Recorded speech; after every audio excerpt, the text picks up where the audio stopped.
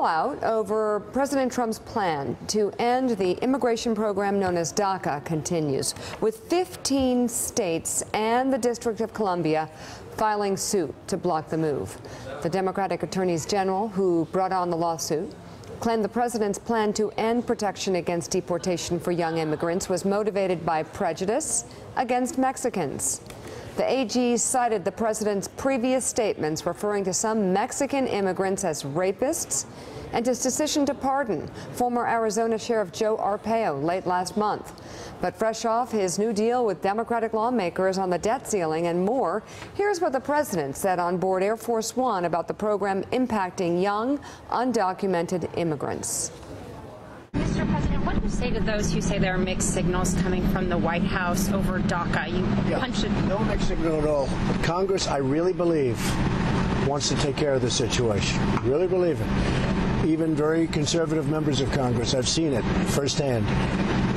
If they don't, we're going to see what we're going to do. But I will tell you, I really believe Congress wants to take care of it. We discussed that also today.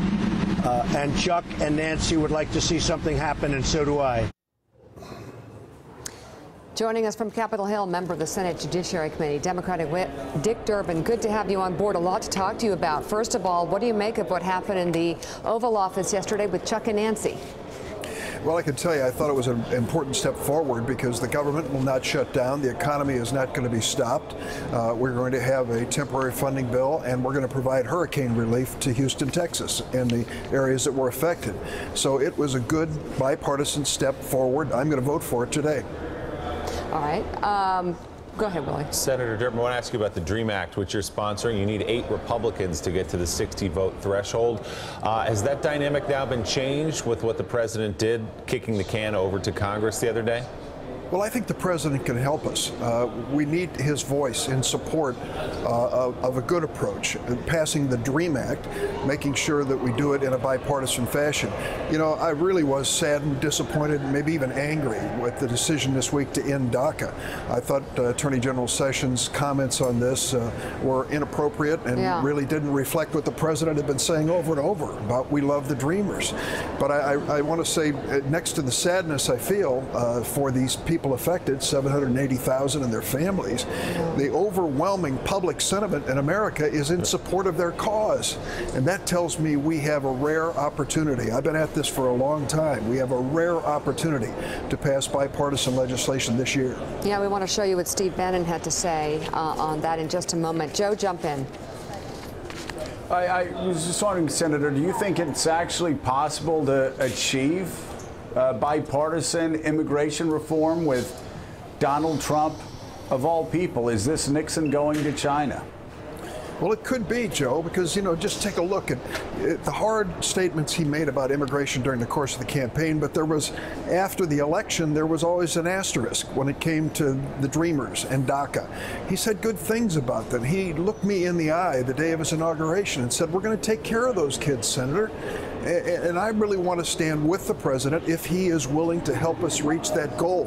I thought it was a setback this week and what happened with DACA. But I believe that we have an opportunity now on a bipartisan basis to pass this measure in the House and the Senate. Were you surprised? I'm sure he was. I know I was, and a lot of people were. Were you surprised just how widespread support is for the Dreamers, that you had actually 75% of Donald Trump's own supporters saying they did not want Dreamers deported? 8 out of 10 Americans don't want Dreamers deported. Was that even more widespread support than even you expected? Absolutely. I have to tell you, I think what has happened is that people have come to know them. They've heard their stories. They've met them. They feel like these are young people that really can make us a better nation. And it's coming through on a bipartisan basis. And I think my colleagues on the Republican side are hearing that as well. We picked up another sponsor this week. We're up to 4 Republicans who are co-sponsoring the DREAM Act. We need 8 more. If we can keep all the Democrats, we can get this done. We need 60 votes in the Senate. We're moving toward that goal. I want to thank Lindsey Graham, my colleague and my compatriot on this effort, the Republican senator from South Carolina. He has been a stalwart. Senator, I want to play for you a soundbite. Charlie Rose sat down with Steve Bannon, now out of the White House, the former chief strategist there, and talked about immigration in the context of the Catholic Church. I want you to listen and we'll get your reaction. The Catholic Church has been terrible about this. Okay, fair. The bishops have been terrible about this. By the way, you know why? You know why?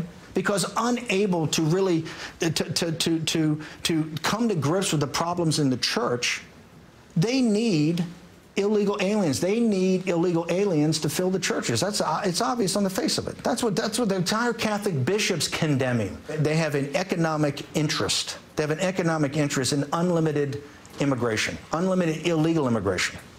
So, Senator, that was in response to a question from Charlie Rose, where he said essentially that Cardinal Dolan has come out in support of Dreamers, in support of DACA, and that was the response from Steve Bannon. What's your reaction to that? Wow. That statement was outrageous. Yep. I can say as a Catholic that I am proud of the fact that my church and many others, synagogues and temples and churches, Protestant and Catholic alike, across the United States, have stood up and said this is the moral and just thing to do.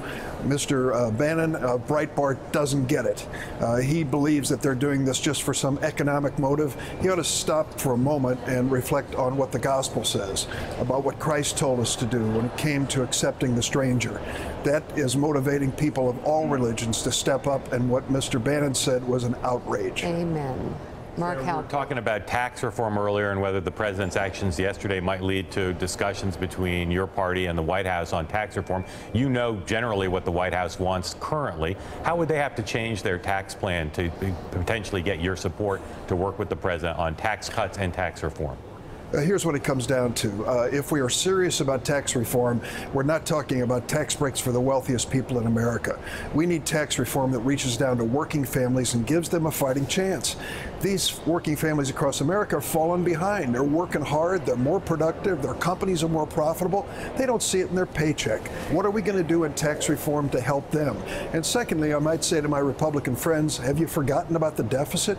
When you talk about cutting taxes, at the end of the day, is it going to help or hurt our deficit situation? We have to be honest on both levels. Elise. Senator Durbin, Elise Jordan here. There are Republicans that are concerned about yesterday's agreement with the leaders of your party just because of the potential for the deficit to continue unchecked if there is not some kind of cuts in the budget.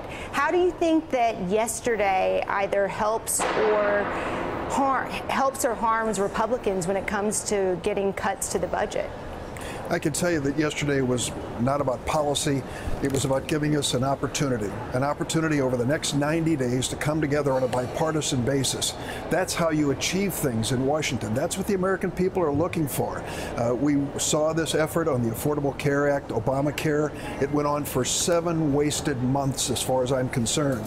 I just left a meeting. Lamar Alexander and Patty Murray have Democrats and Republican senators sitting down with governors from both political parties talking about the future of affordable care. That's where we ought to be.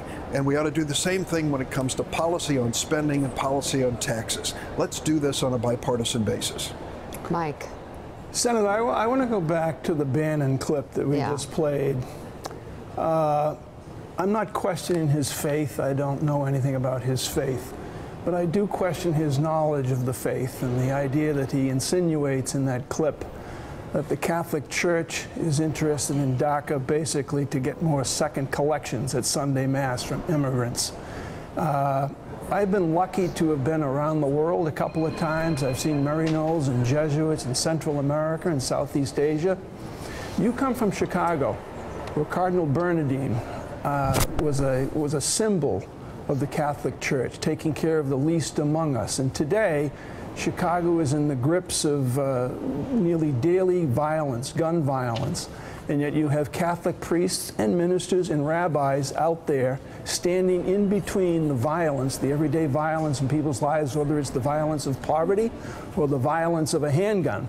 And so I want you to expand on your thoughts about what Steve Bannon, in his resentment of nearly everything, said that we just heard. Well, I can tell you this. I've had my differences with the church on political issues over the years, but I am a Catholic, and I was raised with 19 years of Catholic education. I don't consider myself an expert or profess to be, but I look to certain leadership, starting with the Pope. Pope Francis has set a tone for this church that really I feel comfortable with, and more people are embracing around the world. Our Cardinal in Chicago, Blaise Supich, has just been outstanding in the statements he's made, not just about immigration, but about gun violence. And he goes to the root causes, the poverty and the lack of jobs and the lack of opportunity in education.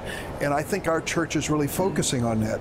But we're not doing it alone. We're standing shoulder to shoulder with the rabbis and the Protestant ministers, as well as imams in the Muslim religion.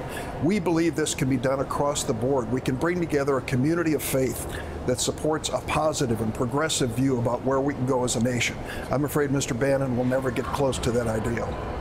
Senator Dick Durbin, thank you very much. Thanks. Good to be with you. Thanks for checking out MSNBC on YouTube, and make sure you subscribe to stay up to date on the day's biggest stories. And you can click on any of the videos around us to watch more from Morning Joe and MSNBC. Thanks so much for watching.